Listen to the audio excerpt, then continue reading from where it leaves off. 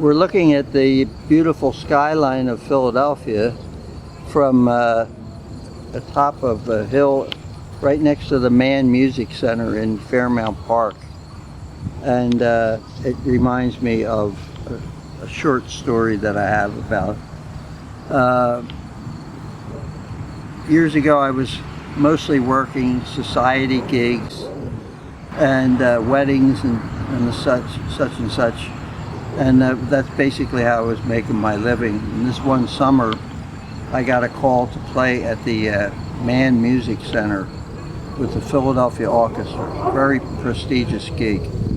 And every once in a while, I used to get a call because they would add saxophones for the whatever music that they happened to be programming. So anyway, and it always made me feel like a foot taller, you know. I'm playing with the Philadelphia Orchestra, a big feather in my cap, and plus a big honor, you know.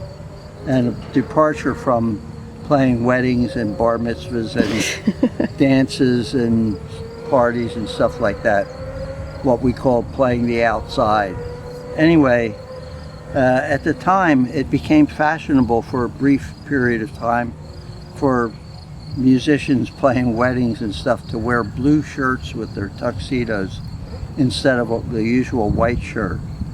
Anyway, this particular day, we're up here where we are right now at the Mann Center, and we had to rehearse in the afternoon, and I'm thinking like, oh boy, this is so nice and such a step up from playing, you know, playing the outside, playing society gigs and all that stuff.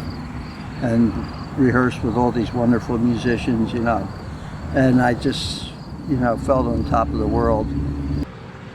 So, feeling real proud of myself.